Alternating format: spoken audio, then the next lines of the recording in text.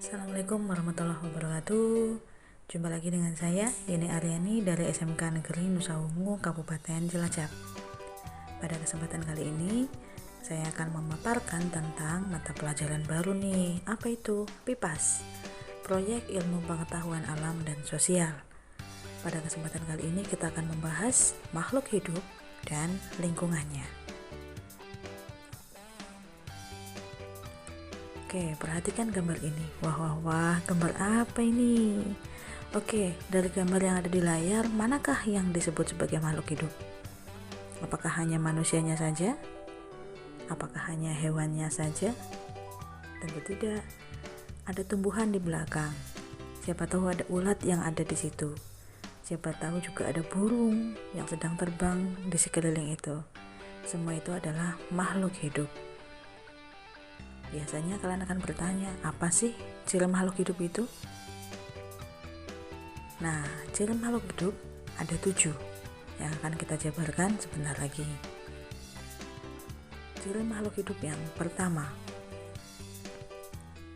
bernafas. Makhluk hidup itu bisa bernafas. Apa itu bernafas? Proses mengambil oksigen dari lingkungan kemudian mengeluarkannya sebagai karbon dioksida. Oksigen digunakan untuk mengubah zat makanan menjadi energi secara kimiawi. Bersyukurlah kita yang masih bisa mendapatkan oksigen secara gratis. Coba kalian lihat orang-orang yang terpapar COVID.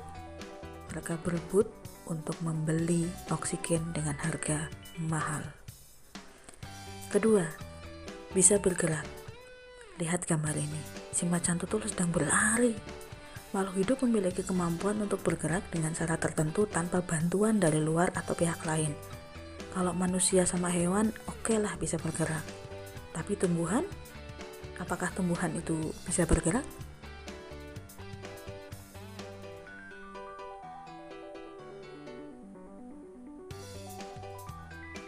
Ternyata tumbuhan juga bisa bergerak.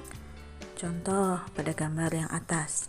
Ada tumbuhan putri malu yang akan segera menutup daunnya jika disentuh oleh tangan kita. Dia bergerak kan, walaupun bergeraknya harus karena ada rangsangan dari luar. Gambar yang bawah, wah ternyata itu tumbuhannya kok belok ya. Kenapa dia belok? Oh ternyata beloknya mencari sumber matahari.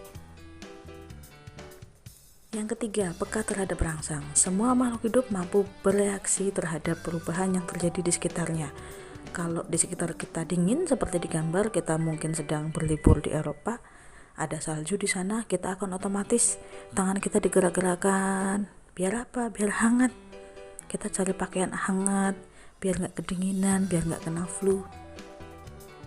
Itu akan refleks karena kita peka terhadap rangsang. Yang keempat, tumbuh dan berkembang. Semua makhluk hidup mengalami pertumbuhan dari kecil menjadi besar. Contohnya di sini adalah kupu-kupu. Kupu-kupu itu nggak serta-merta langsung cantik menjadi kupu-kupu, tapi dia ada prosesnya dari telur, ulat, kepompong, baru menjadi kupu-kupu.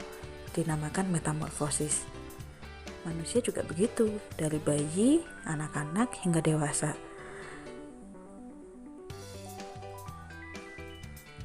Yang kelima, berkembang biak. Ketika makhluk hidup melakukan reproduksi atau berkembang biak, mereka membuat makhluk hidup baru. Tidak semua makhluk hidup melakukan reproduksi dengan membutuhkan pasangan atau reproduksi seksual.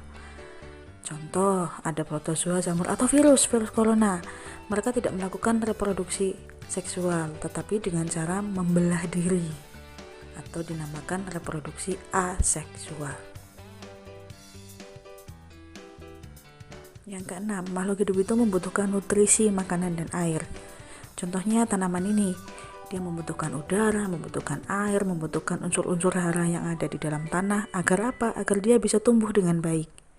Manusia juga iya, dia membutuhkan makanan, membutuhkan karbohidrat, protein, lemak, vitamin. Untuk apa? Untuk manusia bisa tumbuh dengan baik. Hewan juga sama, dia membutuhkan makanan agar bisa tumbuh dan berkembang biak dengan baik. Yang terakhir adalah ekskresi. Saat udara panas, tubuh akan mengeluarkan keringat.